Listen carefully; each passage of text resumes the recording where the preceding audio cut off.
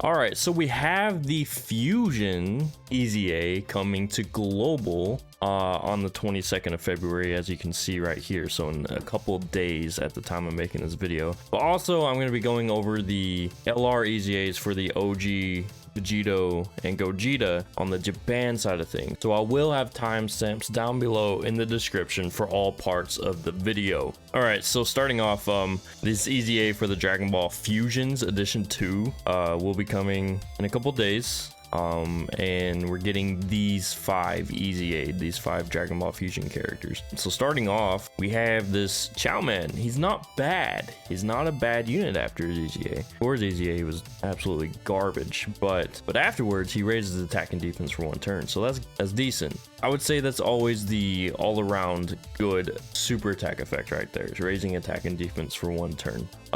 Then his passive gets increased quite a bit. This is a really key component right here, defense plus 200%. And then he gets an additional 100% attack, so 200% attack basically altogether once he actually super attacks. And then he has a 30% chance to crit, which isn't bad, not bad. This right here, this actually makes him kind of viable for Super Battle Road and possibly in some situations for extreme Super Battle Roads. So in difficult content, this could be good.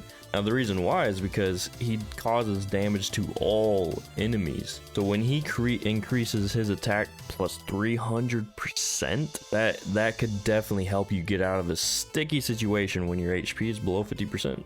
Definitely good. Now with his kit the way it is, I would suggest going with full crit since physical units have built-in additionals. Definitely I would suggest going full crit for this guy. And then moving on to this Coolieza right here.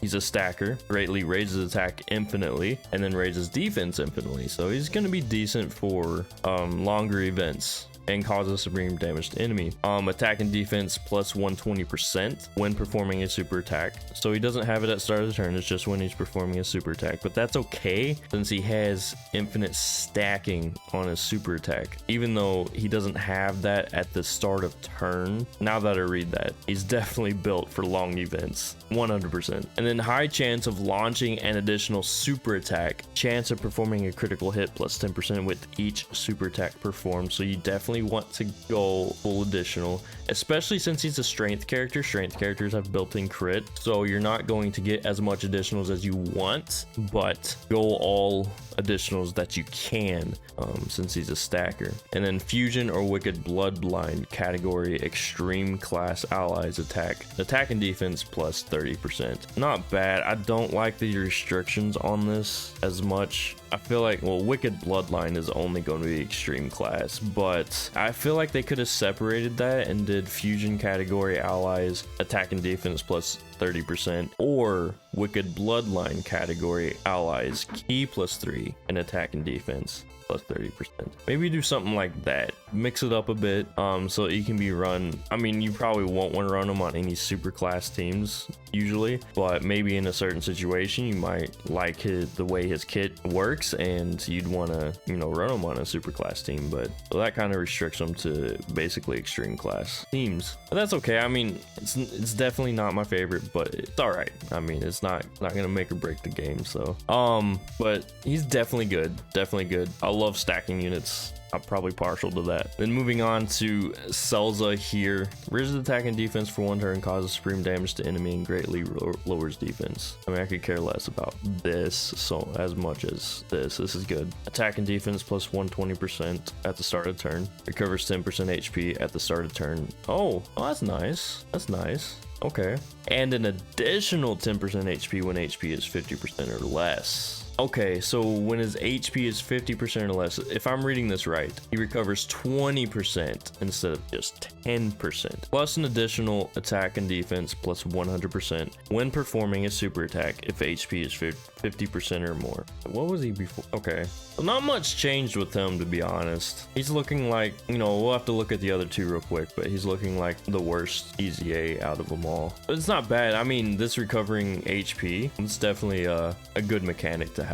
Definitely a plus in his kit. Okay, the way you'd probably want to build him, intelligent units have built-in dodge, so you'll actually probably want to Some crit and some additional. Some crit and some additional on his pin potential. Yeah, more crit than additional, but definitely do a little bit additional at least. All right, moving on to Janembu. He's a defense stacker, but let's check his kit out. He might be good for just, you know, for more than just longer events. Attack and defense plus 120% at the start of turn, plus an additional attack and defense plus 60% per extreme class ally attacking in the same turn, self-excluded, so up to another 120% total attack and defense. Not bad. So that's 240% right there. Medium chance of evading enemies attack, including super attack, and guards all attacks within the same turn after evading an attack. Recovers 13% HP at the end of turn in which attack was received. Attacked enemies attack minus 33%. All right, so y'all might roast me for this, but I would definitely suggest, since tech units have built-in crit, definitely look at putting as much dodge into this guy. Well, hold on, he does stack defense infinitely. Focus on dodge and additionals. I would do more additionals than dodge, since he already has a medium chance of evading enemies attack, and that's a 30% chance to evade. Definitely invest in some dodge for him, but go more additionals than dodge, because this will be in longer events. This will protect him more than the evade. The evade's kind of a secondary safety guard for just in case your luck is good, the RNG is good. So definitely look into additionals and some dodge. All right, moving on to Whirus right here. I've heard he's actually pretty good, but let's read his kit. Raises attack and defense for 1 turn, causes supreme damage to enemy and greatly lowers defense. Okay, so I think that's the same as Cellza. He's an orb changer, which is good. And let's see what he changes though. Changes tech and intelligence key spheres to physical keys. Attack and defense plus 150%, so at the start of turn. Fusion or realm of gods category allies. I don't understand why they don't do key plus 3 in their passive supports with these guys. I don't get it. Attack and defense plus 30% nonetheless with his passive support with 0 more key spheres obtained. Oh, okay. Okay. High chance of evading enemies attack, including super attack, with 5 or more key spheres obtained, plus an additional attack and defense plus 70% when attacking with 7 or more keys. They should have definitely put the key plus 3 on the passive support, especially since it's locked behind getting key spheres. I know 3 key spheres is pretty easy to get, but that's just my opinion. But I mean, the rest is okay. I do like this high chance of evading an enemy's attack with 5 or more key spheres obtained. I mean, he's already changing the color of tech and intelligence key spheres, so that's good. It gives him a chance to actually get his full passive active. And then this last one, so he has a total of potentially 220% attack and defense. And then he also raises attack and defense for 1 turn. It's not busted by any means, but it's definitely a solid passive. This guy's a solid unit for sure. He's a solid unit. Once again, physical units have built-in additionals, so all crit. Definitely go all crit. I would recommend going as much crit as possible with this guy. So moving on to the Japanese side of the game, we're gonna look at the OG fusions right here and check out their EZAs and see what's up with that. The old leader skill, Tara category, 170% of HP and attack and defense plus 130%. Okay, so they changed the intelligence up to 120% across the board, and then HP, attack, and defense plus 180%. Wow, I was expecting 170% across the board, but 180? I guess that makes sense. If they're not going to do a 200% leader skill with them, doing 180 is definitely viable for the Batara category. This will definitely help Extreme Super Battle Road and Super Battle Road. Okay, I dig that. 180%. I like it. I like it. All right, so their old 12 key was causes colossal damage, so no super attack effect, and then their 18 key was raises attack for 1 turn. Yep, this is what I thought they would give them. The new ones raises attack and defense for 1 turn on their 12 key, and 18 key raises attack and defense for 1 turn. Yeah, I was expecting that one. And then their passive goes from 120% to 180% at start of turn, attack and defense. And then, oh, they added something. Medium chance to performing critical hit. Okay. Medium chance to evade enemies' attacks. E+2 in addition per rainbow key sphere obtained. So they kept that the same. And then performed power fusion when conditions are met. Okay. Did they change the conditions? No, it doesn't look like it. I don't see anything written right here. By the way, shout out to Goresh for translating these as usual. So appreciate that. And then when they fuse into Super Vegito, their old 12 key, no super attack effect. Their 18 key, they raise all allies attack by 30% for 1 turn. And then their new 12 key will be raises attack and defense for 1 turn. Okay. And then their 18 key is greatly raises defense for 1 turn. And they still raise all allies attack by 30% for 1 turn. Not bad. And then their passive, they fully recover HP like normal. They counter normal attacks, just that stays the same with tremendous power. And then it goes from 150% attack and defense to 200%. And then, okay, so they added some damage reduction to this Vegito, which is good because the other Vegitos have damage reduction as well when they counter. They're just going along that theme, which is not, which I like. I agree with that. Reduces damage received by 30% for 3 turns from first appearance. Okay. And then reduces damage received by 15% starting on the 4th turn from first appearance.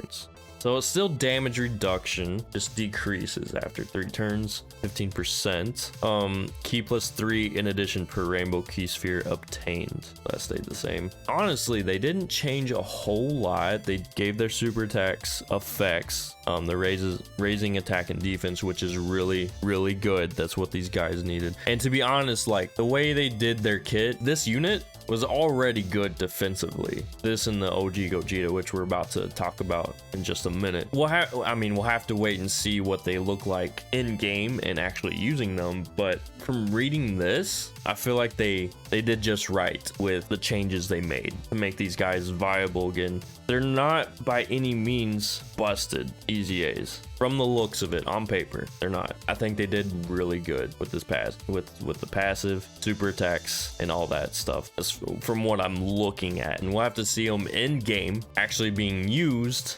to find out just how good this EZA is for these two. But moving on to Gogeta, the OG Gogeta right here, the physical year 3 LR. Before they fuse, their old leader skill was 170% HP and attack and defense plus 30% fusion category. You know, after reading Vegitos, this is to be expected, 180% across the board, which is good. I like that. And what I like about the 180% here across the board, it makes them viable, you know, for a lot of fusion category characters, and Patara for in Vegito's case, in the intelligence Vegito's case, that don't have Kamehameha attached to their categories. Obviously, when they have Kamehameha attached to their categories, you're going to want to run the Super Saiyan 4s, the new 7-year anniversary LR. But if they don't, if there's a fused fighter under the fusion category or a fused fighter under the Patara category that doesn't have Kamehameha in their category, you're going to want to run these guys. I like that. That's why I like that they did 180% across the board. But moving on. Their super attacks, the 12 key, they raise attack and defense for 1 turn.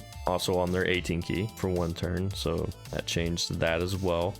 Their old passive, they went from 120% to 180% attack and defense. Medium chance to perform a critical hit, medium chance to evade enemies' attacks, so the same as the Vegito, and then still key +2 for P-spheres, and then fuse when conditions are met. And just in case you don't know what the fusion conditions are, it's when they fall below 50% HP. They'll automatically fuse and fully recover your HP. So, and then for Super Gogeta, after they fuse, their 12 key raises attack and defense for 1 turn, and then greatly raises defense for 1 turn on their 18 key. So the same as the Vegito. And you know, I did make a video over these guys before we got the details. I said these guys are pretty much mirror units. They're just a little bit different. They have their quirks as Super Gogeta and as Vegito. Vegito counters Super Gogeta Gogeta has attack is effective against all types. Other than that, they were mirror units, and I said their EZAs are probably going to be similar. They're probably going to have mirroring effects for each unit that are going to be pretty much the same, and it's looking like that already. So their passive for their EZA for fused Super Gogeta, like I said, fully recovers HP once only. Attacks effective against all types. Attack and defense plus 200%, so it went from 150 to 200%, just like the Vegito. And then performs critical hits and gain a high chance to evade enemy attacks for 3 turns from the first appearance. Okay, so he has a guaranteed crit right here and a high chance to evade enemy attacks. That's good. Honestly, that's really good. Gain a high chance to perform a critical hit and a medium chance to evade an enemy's attacks starting on the 4th turn from the first appearance. So it goes down to a high chance to crit and medium chance to evade. Okay. And then key plus 3 in addition per rainbow keys for your obtained. Once again, on paper, these guys are looking very good. So yeah, we'll have to see the showcases and see what's up with these guys in game. From the looks of it, their kits are looking very, very good, and their EZAs are looking very well balanced. They really are. Let me know in the comments below what you guys are thinking about all this, about the EZAs for the Dragon Ball Fusions and the EZAs for the OG LRs, Super Vegito and Super Gogeta. Thanks for watching. I appreciate y'all. Until next time, bye y'all.